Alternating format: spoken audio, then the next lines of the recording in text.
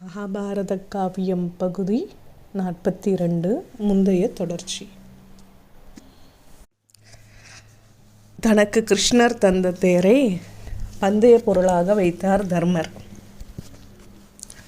தோற்றுப்போனார்.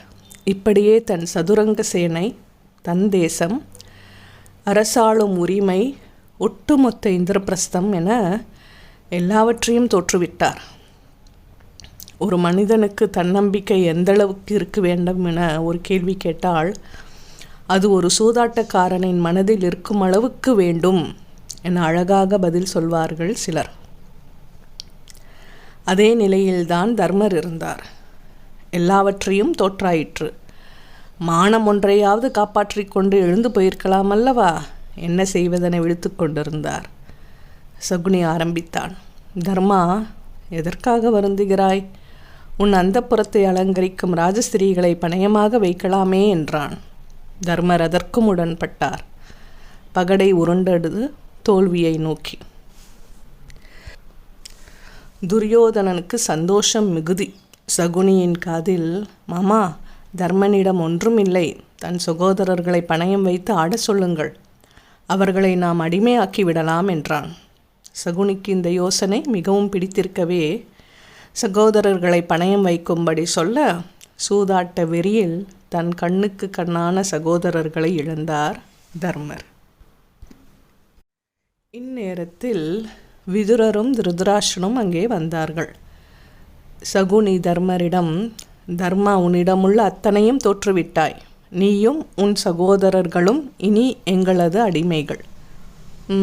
உன் மனைவி திரௌபதியை பந்தயமாக வைக்கிறாயா என கேலி பேசினான். விதுரர் மிகுந்த வருத்தத்துடன் திருதராஷ்டிரனிடம், அண்ணா, இது என்ன முறைகெட்ட விளையாட்டு?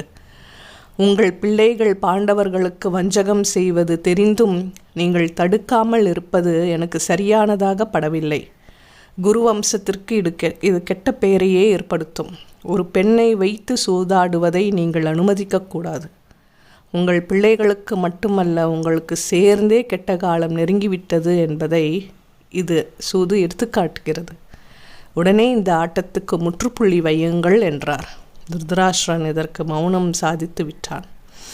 மௌனத்தை விட பெரிய ஆயுதம் எதுவும் இல்லை என்று இதைதான் குறிப்பிடுவார்கள்.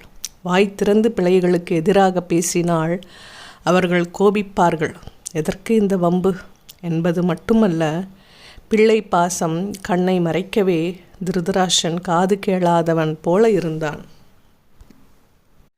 அங்கே கூடிய பிற நாட்டு அரசர்கள் தர்மரின் நிலை கண்டு வருந்தினர்.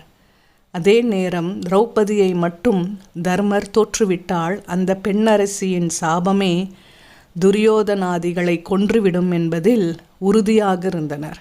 இன்னும் சிலர் இது எதிர்காலத்தில் போருக்கு வித்திடும் என்பதில் ஐயமில்லை. அப்போது துரியோதனாதியர் நிச்சயமாக பாண்டவர்களின் பிடியில், அதிலும் பீமனின் கையில் சிக்கி சின்னா பின்னமாவது உறுதி என்பதை உணர்ந்து கொண்டனர். ஆனால் கடைசி முயற்சியாக தர்மர் தன் மனைவியையும் வைத்து சூதாடி தோற்றார். எல்லாம் இழந்து அவமானப்பட்டு நின்றது கண்டு விதுரர் துரியோதனனுக்கு எவ்வளவோ எடுத்து சொன்னார். ஏ துரியோதனா, நம் குலம் அழிந்து விடுமடா. பூமியில் அட்டூழியம் செய்த அரக்கர்களை அந்த பரந்தாமன் கிருஷ்ணாவதாரம் எடுத்து அழிக்க வந்துள்ளான். அவன் ஏற்கனவே கம்சன், காலநேமி ஆகியோரை அழித்து விட்டான். அவன் பிடியில் சிக்கி உன்னை சேர்ந்தவர்களும் உயிர்விடப் போவது உறுதி என்றார். தாத்தா பீஷ்மர் எவ்வளவோ எடுத்து சொன்னார். அதுவும் காதில் ஏறவில்லை. பெரியவர்கள் சொல்லும் உண்மையான வார்த்தைகளை கேட்காத பிள்ளைகள் அழிவது உறுதி. துரியோதனன் தன் அழிவுக்கு அடிக்கல் நாட்டும் விதத்தில் தன் தேர் சாரதியான பிரதிகாமியை அழைத்தான். பிரதி, நீ உடனே மகாராணி காந்தாரியின் அறைக்கு சென்று அங்கே அமர்ந்திருக்கும் திரௌபதியை இழுத்துவா. அவள் இப்போது எனக்கு அடிமை என்றான். விதுரரிடம், சித்தப்பா, நீங்கள் உடனே இந்திரபிரஸ்த செல்வங்களையும் அஸ்தினாபுரத்துக்கு கொண்டு வாருங்கள் என்றான் கட்டளையிடும் குரலில். திரௌபதியை அழைத்து வருவதில் பிரதிகாமிக்கு உடன்பாடில்லை. சற்று தூரம் போவது போல போக்கு காட்டிவிட்டு திரும்பிய அவன், எங்கள் மாமன்னரே, ராஜமாதா திரௌபதியாரை அழைக்கச் சென்றேன். அவர்களினிடம் தர்மர் தன்னையும் தன் சகோதரர்களையும் தோற்ற பிறகுதான் என்னை பணயம் வைத்திருக்கிறார். தோற்ற ஒருவருக்கு என்னை வைத்து சூதாட எந்த உரிமையும் இல்லை என்று சொன்னார் என்றான்.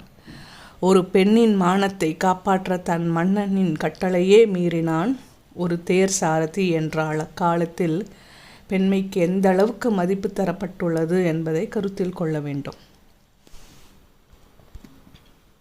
துரியோதனன் இது சரியென கருதி திரௌபதியை விட்டுவிடுவான் என்ற நோக்கத்தில் பிரதிகாமி இப்படி சொல்ல, தர்மமே இல்லாத துரியோதனன், துச்சாதனா அவளை நீயே போய் இழுத்து வா என்றான்.